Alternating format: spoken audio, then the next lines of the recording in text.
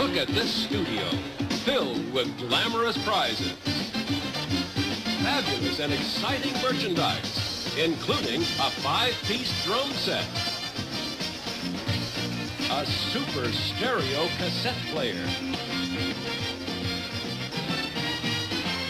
bedroom furniture, a new car,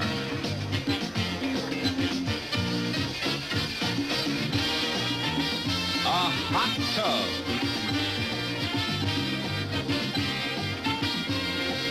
over $40,000 just waiting to be won today as we begin Teen Week on Wheel of Fortune. And now, here's your new host, Pat Sajak. Thank you. Thank you, Jack Clark. Morning, everyone. Welcome to Wheel of Fortune.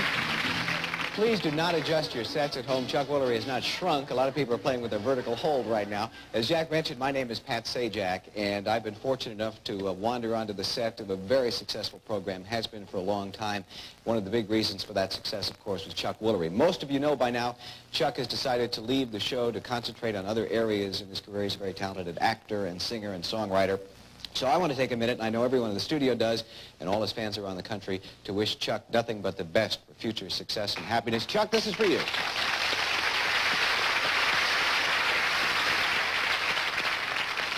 And now, I'd like to announce that I'm leaving the show. No, just... one of the things that hasn't changed is every day I get the pleasure of looking to my right and saying, ladies and gentlemen, here's Susan Stafford. Susan! Hello, my friends, and welcome to 2024. This is the first episode of the season of the Games O Canada. And I hope your year is starting off well. Glad to be back with another year reminiscing about game shows of the past and present here in the Great White North. Now, you're seeing some footage of Wheel of Fortune, and the reason for that is we're getting into the end of an era, not only in game shows, but in television, as Pat Sajak is heading into the home stretch of his final season as the host of Wheel of Fortune, as he had announced his retirement, which will be coming at the end of the season. Not only does this mean the end of an incredible 41-year reign as host, if you include the daytime era, but also the end of an era amongst game shows, as Pat represents the last of an era of classic game show hosts. The longest tenured host after him is, I believe, Drew Carey on The Price is Right, who's been doing the show since 2007. And it's hard to believe that that's the next longest running host, because it seems to me like he only took over yesterday.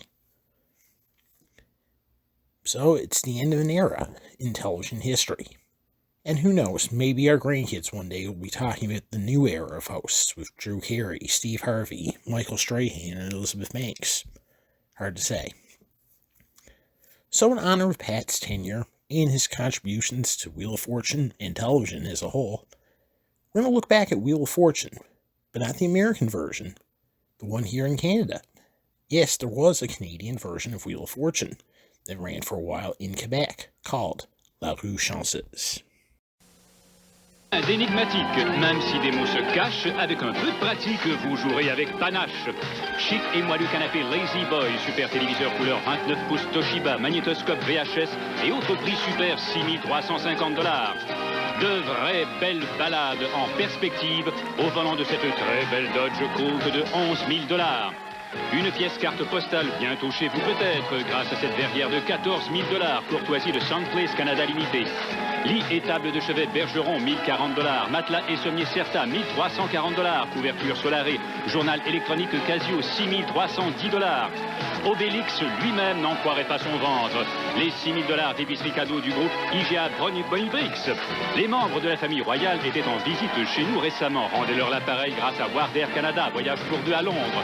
Tout un été cette année. Un mobilier à se mériter. Weber UFO Oblight, une valeur de $6,140. Au total, plus de $51,000 à gagner aujourd'hui à la roue chanceuse. Et voici notre animateur et ami, Donald Lautrec. Bonjour tout le monde et bienvenue à notre émission. Accueillons tous ensemble le sourire et le charme de la roue chanceuse, Lynn Sarrazin.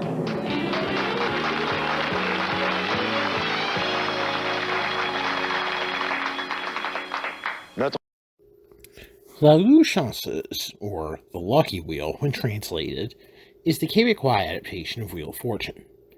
They were unable to use the actual French phrase for Wheel of Fortune, La Roue de la Fortune, as the name had already been trademarked by the Quebec Provincial Lottery. The show debuted in 1989 and ran until 1992, for a total of 3 years on TV 4 saisons, or TV QS.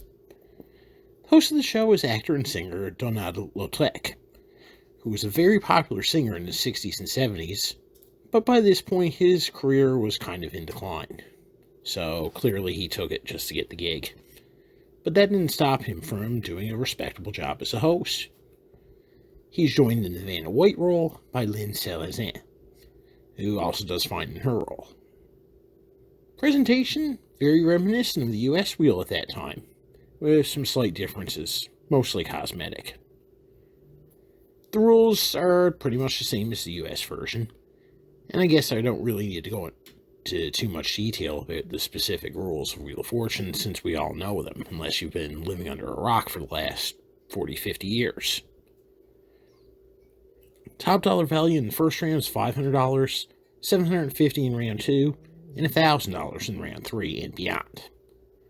Also on the wheel is Banqueroute, or Bankrupt, and Tour Perdu, or Lose a Turn. The biggest oddity in the Quebec version is that they use the infamous shopping format. Now, maybe some of you out there aren't familiar with Wheel of Fortune when it had the shopping format. Well, it existed up until 1989 daytime, and for the first 4 years in syndication. Contestants early on didn't win any cash on the show. Instead, the show used more or less a credit system. When you won a round, you earned the right to spend the quote-unquote money you won to buy various prizes. Once you didn't have enough to buy a prize, you had 2 options. Either put the money on a gift certificate for a rotating sponsor, or put it on account. If a contestant put the money on account, the rare times they did, they would have to win another round in order to be able to use that money. If they failed to win another round or hit a bankrupt, that money was gone and would be deducted from their total. The idea of shopping for prizes was suggested by then NBC Executive Vice President Lynn Boleyn, who thought the idea of shopping for luxurious prizes would appeal more to housewives, who would be the large portion of the daytime audience. While it was definitely unique, the shopping format was never well liked, and it caused a great deal of problems. It often ate up a significant amount of time on the show, and it was just dull. Pat Sajak himself called it the most boring 2.5 minutes on television. It also led to several unpleasant moments, such as the times when a contestant would opt not to buy the very expensive prize, and instead buy a ton of other prizes in the showcase, forcing the announcer into a very long spiel, having to plug all the prizes. And there are also cases where a contestant would buy a prize they may not have necessarily really wanted, but they had no choice, because you couldn't cash out on the gift certificate whenever you wanted to. You could only do that once you ran out of money. The other issue is that in the United States, you have to pay taxes on your game show winnings, whether or not you win cash. And for many people, that has caused financial problems. Also, Pat claimed it would often slow production down, as the crew would have to load and unload the prizes on and off the set as they were being won, leading to extended lunch breaks, often as long as 2.5 hours. And it wasn't until 1987 when the daytime version experimented with the big month of cash by just eliminating the shopping format and awarding contestants the cash. What a concept, that they decided the shopping format just wasn't meant to be. They simply tried it as an experiment in the hopes that they can get more puzzles in and speed up the game. The experiment worked so well, the nighttime version never went back to the shopping format. Although, weirdly, the daytime version kept going throughout its entire existence on NBC, until it was canceled in 1989. When it returned on CBS, only a few weeks later, it went to an all-cash format, but with a smaller budget, something for which it was heavily criticized. So it's very weird in Quebec that they kept the shopping format, even though by this point it had pretty much been phased out in the United States. And having a budget comparable to the Bob Gowan hosted era of Wheel of Fortune, that kind of left a potential for a double whammy because you got the low budget and you're doing shopping. But it kind of worked in Canada because our shows are usually lower budget anyway. And in Canada, we don't have to pay taxes on game show winnings. So you don't have to worry about not being able to afford to pay the taxes on the prizes. But let's be honest, I think the average person would rather be going for cash and spend it on whatever they'd like, rather than being forced to spend on a prize that they may or may not have been in the market for. Anyway, once time runs out, whoever has the highest total is the day's champion and goes on to play the bonus puzzle, which is played just like it always has been in the U.S. Wheel of Fortune. They would choose one of the grand prizes to play for. Initially, they would just get a free pick of whatever they'd like, but later they would have to do a blind draw. The contestant would then be given one last puzzle to solve, and would pick 5 consonants and 1 vowel. They would then have 15 seconds to try and solve it. If they solved the puzzle, they won the grand prize. Otherwise, they got nothing extra. Champions could stay on the show for up to 3 days, which was also the norm in the US at the time. So, they got it right. The budget is excellent by Canadian game show standards. They didn't mess around with a simple and proven format, so it was a nice adaptation overall. And I really don't understand why it didn't have a longer run. Maybe the market was too small, as this would only appeal to those who can speak French and understand French. Or, as I'm about to explain in the second part, there may have been some issues with King World over royalties. And let's be honest, if you're giving away pretty expensive prizes, it may have been a challenge to turn the show profitable. So Wheel was only a semi-hit in Canada. And I can't talk about Wheel without talking about Jeopardy. So yes, we're also going to delve into the Quebecois Jeopardy. Nous recevons nos concurrents. D'abord, un étudiant en enseignement de Charlemagne, M. Robert Bergevin. Notre deuxième concurrent est ingénieur de Mont-Saint-Hilaire, M. André Tison. Et notre grand champion est étudiant en photographie de Montréal, M. Claude Sanson, dont tout est au positif. Il a accumulé $10 813 en 4 émissions. Et il sait que Jeopardy est un jeu à la fois simple et complexe car il demande de conjuguer connaissance et réflexe. Voici votre animateur, Réal Giguère. Merci Pierre. Ce sont les qualités que l'on retrouve chez nos concurrents aussi. Bienvenue, messieurs, dames, pour une autre bonne... The Quebecois version of Jeopardy ran on TVA from 1991 to 1993, lasting for only 2 seasons, and was hosted by popular Montreal-based TV personality Réal Giguère. I've already reviewed his other game show, Galaxy, and here Réal does a nice job as well. And it's great when you look at Galaxy and Quebecois Jeopardy, as you see Réal had a great range as a game show host. He could do a lighthearted comedic show, like Galaxy, and could also do a serious quizzer, like Jeopardy, and do well with both. Isn't it interesting when you think about it? Alex Trebek hosted Battlestars and Jeopardy in the United States, while Réal hosted Galaxy, which was very similar to Battlestars, and Jeopardy in Quebec.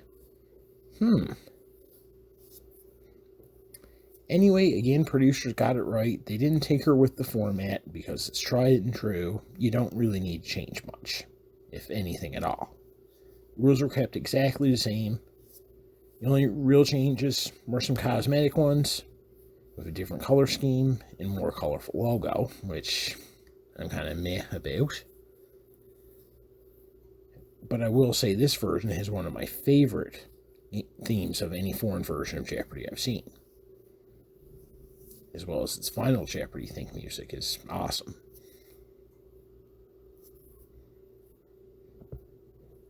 And as you probably expect in Canada, the budget was definitely slashed. Dollar amounts in the first round ranged from $20 to $100, while in Double Jeopardy ranged from $40 to $200. And like I said, with Wheel, we all pretty much know the basic rules of Jeopardy, so I'm not going to go into details about that. The only real change in the gameplay, the daily doubles were now called La Mise de Jour, or Stake of the Day. I guess daily double doesn't translate well into French. And after Final Jeopardy, whoever has the most money gets to keep it and returns on the next show. And at this point, they capped the Jeopardy rule of a 5-day limit for returning champions. An average win falling in the $2,000 to $2,500 range, which is pretty respectable for that era in Canada. The show was actually doing really well. It got good ratings, so what kept it from having a longer run? Well, according to an interview with Riel, it was because of the cost, per se. King World suddenly demanded more money for international rights, and very simply, the producers weren't willing to pay that much, and both sides were unable to reach a happy medium. So as a result, Jeopardy had to go. It's very disappointing because there is a lot of potential here for a francophone Jeopardy. It really should have had a much longer run. Now, do I think Wheel of Fortune and Jeopardy can make a comeback in Canada? I do think it's possible for a revival of the French-speaking franchises, but the main issue is going to be how much Sony is going to want for royalties and international rights, and would Quebecois producers be willing to pay that much? But I don't think Canada is ever going to have an English-speaking version of either show, simply because the American version allows Canadians to compete. And since Canadian shows tend to be cheaper, many Canadians are probably just going to say, might as well go on the American version. Now, there was a brief period where Canadians were not allowed on either show, and during that era, I think there may have been a chance. But since that issue has now been cleared up, the ship has sailed. The other problem is the American versions are still getting tremendous ratings in Canada, whether it be on the American networks that we can access here, or the Canadian networks who've acquired broadcast rights. And in addition, 99% of the time, Wheel of Fortune and Jeopardy air back-to-back.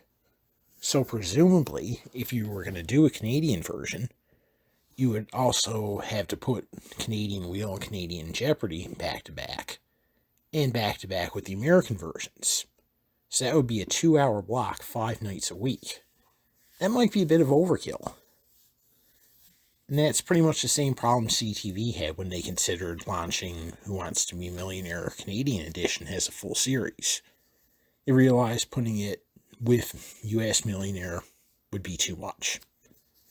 So bottom line, as long as we still have access to the US versions, both as viewers and contestants, why mess with a good thing?